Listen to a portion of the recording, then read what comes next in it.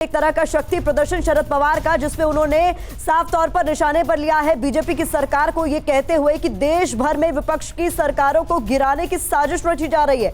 हम जातिवादी राजनीति नहीं चलने देंगे, ये भी कहा गया है। जातिवादी राजनीति महाराष्ट्र में नहीं चलेगी, ये कहा गया शरद पवार की ओर से। हम सांप्रदायिकता के खिलाफ है, ये भी शरद पवार की ओर से अपने इस संबोधन में कहा गया है। राजीव सिंह हमारे संवाददाता इस वक्त सीधे हमारे साथ जुड़ गए हैं। राजीव, कितना महत्वपूर्ण हो जाता है शरद पवार, जिन्हें कहा जा रहा था कि कहीं ना कहीं वो किनारे हो गए हैं राजनीति में, वो अब बहुत ज्यादा सक्रिय नहीं है।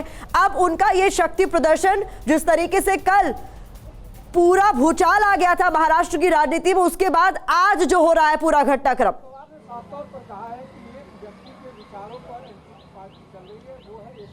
बिल देखिए, कम से कम महाराष्ट्र की राजनीति में तो शरद पवार को कोई इस तरह से किनारे नहीं कर सकता है, ये बात लोगों को समझनी पड़ेगी। क्योंकि जब जब एनसीपी को लेकर किसी भी तरह का कोई संकट आया है या कोई राजनीतिक कदम उठाने की बात हुई है, वैसे में शरद पवार हमेशा एक कदम दूसरे राजनीतिक दलों से आगे रहे हैं। और इस वक्त चूंकि एनसीपी के लिए सबसे ज्यादा मुश्किल की घड़ी है, ऐसे में कल खुद शरद पवार आए थे। जब तक राजभवन नहीं गए थे अजीत पवार, उसके पहले ही उन्होंने एक प्रेस कॉन्फ्रेंस लेकर डिक्लेयर कर दिया था कि अजीत पवार की बात जो है वो जायज है, उसको लेकर बैठक की जाएगी। उसके बाद जब दोबारा अजीत पवार राजभवन गए, बैठक किए, वहां पर शपथ ग्रहण हुआ, उसके बाद शरद पवार दोबारा सामने आए। उसके बाद उन्होंने ऐलान किया कि वो कार्यकर्ताओं से मिलेंगे, पूरे महाराष्ट्र का दौरा करेंगे। और आज वही तस्वीर दिख रही है, वो अपने आप को पूरी तरह से महाराष्ट्र की राजनीति में सक्रिय बिता रहे हैं। एक युवा की तरह की सुबह सवेरे उठते हैं, उसके बाद पूरे दल बल के साथ, हजारों कार्यकर्ताओं के साथ, सैकड़ों गाड़ियों का काफिला लेकर सातारा जाते हैं और पूर्व मुख्यमंत्री इस बीच हमारे साथ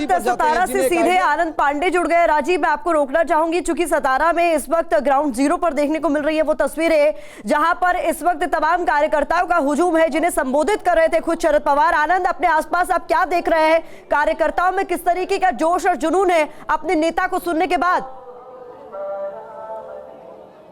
जी बिल्कुल, हमने सुना शरद पवार ने यहाँ पे हजारों की तादाद में जो कार्यकर्ता जुटे थे और आम जनता जुटी थी, उनको संबोधित किया। उन्होंने एक एक उन नेताओं का नाम लिया जो कि एनसीपी छोड़कर गए हैं, और साथ ही साथ उन्होंने कहा है कि मेरी ताकत अभी बाकी है और समय आने पर जो लोग पार्टी छोड़ के गए हैं उनको मैं अपनी ताकत दिखाऊंगा। साथ ही साथ उन्होंने कहा कि एक नई शुरुआत करने के लिए गुरु पूर्णिमा से अच्छा वक्त नहीं हो सकता।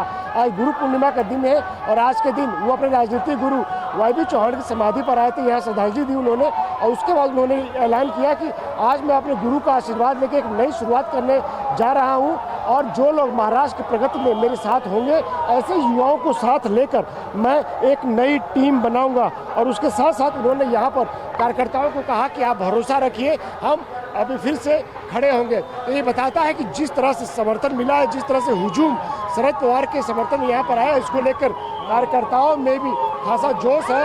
और यहाँ पर तो यहाँ जो कार्यकर्ता, आप देखिए, ये शरद पवार की गाड़ी आपको सामने नजर आ रही है। शरद पवार निकल रहे हैं और शरद पवार जो अपने कार्यकर्ताओं को हाथ हिलाते हुए जा रहे हैं, और यहाँ पर कार्यकर्ता भी उनके साथ साथ चल रहे हैं। और उनके काफिले के पीछे पीछे जो कार्यकर्ताओं का हुजूम है वो लगातार आगे बढ़ता जा रहा है। तो ऐसे में शरद पवार की पार्टी में भले ही बगावत हो गई हो, लेकिन वो ये बताने की कोशिश करने में नहीं चूक रहे हैं कि भले ही बगावत हो गई हो, लेकिन वो फिर से खड़े होंगे। और बार बार वो उदाहरण देते हैं कि पहले भी उनकी पार्टी में उनके साथ ऐसा धोखा हो चुका है, ऐसी बगावत हो चुके बावजूद इसके न सिर्फ वो खड़े हुए हैं बल्कि पार्टी भी खड़ी हुई है और मजबूत हुई है। और उन्होंने ये भी कहा कि मेरी जो ताकत है वो यही कार्यकर्ता है। जो कार्यकर्ता यहाँ पर उनको सुनने के लिए आए थे, जो देखने के लिए आए थे, उन्होंने कहा कि यही कार्यकर्ता हमारी ताकत है। और ऐसे आनंद, मुझे लगता है यही सबसे इंटरेस्टिंग भी है कि शरद पवार को महाराष्ट्र की राजनीति का चाणक्य कहा जाता है, और उनकी जो बॉडी लैंग्वेज, कल जो पूरा महाराष्ट्र की राजनीति का घटनाक्रम हुआ है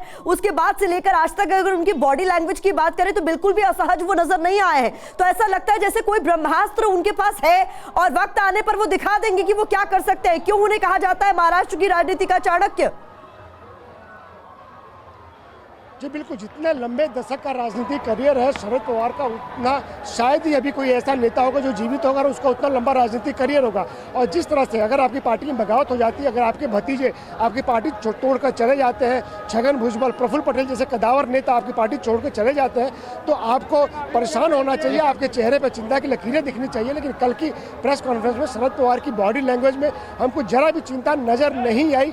अलबत्ते वो हंसते हुए जरूर नजर आए। जब उनसे पूछा गया कि एनसीपी का नेता कौन, तो उन्होंने कहा शरद पवार, और ठहाका लगाकर हंसे। तो ये बताता है कि शरद पवार को पता है कि ऐसी परेशानियां वो पहले भी झेल चुके हैं और उनके पास जाहिर तौर पे कोई न कोई रामबाण है। उनको लगता है कि ये जो कार्यकर्ता है वो जानते हैं कि भले ही कुछ भी हो जाए, लेकिन जो पार्टी है, जो संगठन है, उसको शरद पवार ने खड़ा किया है। और ऐसे में भले कोई भी आए, कोई भी जाए, अजीत पवार, छगन भुजबल, प्रफुल्ल पटेल जैसे कदावर नेता भी अगर चले जाए, तो शरद पवार को ये भरोसा है कि मैं फिर से अपनी पार्टी को खड़ा करूंगा। और वो उन्होंने बार बार कहा कि मेरी ताकत यही कार्यकर्ता है। आप देख सकते हैं कि शरद पवार को निकले हुए भी लगभग 4-5 मिनट का वक्त हो चुका है, बावजूद इसके जो हुजूम आया था, ये हुजूम अभी खत्म होने का नाम नहीं ले रहा। और लगातार जो कार्यकर्ता, बहुत बड़ी बात है कि शरद पवार जहां पहुंचे वहां पर हजारों की तादाद में कार्यकर्ता उनको सुनने के लिए पहुंचे और यही उनकी ताकत भी है।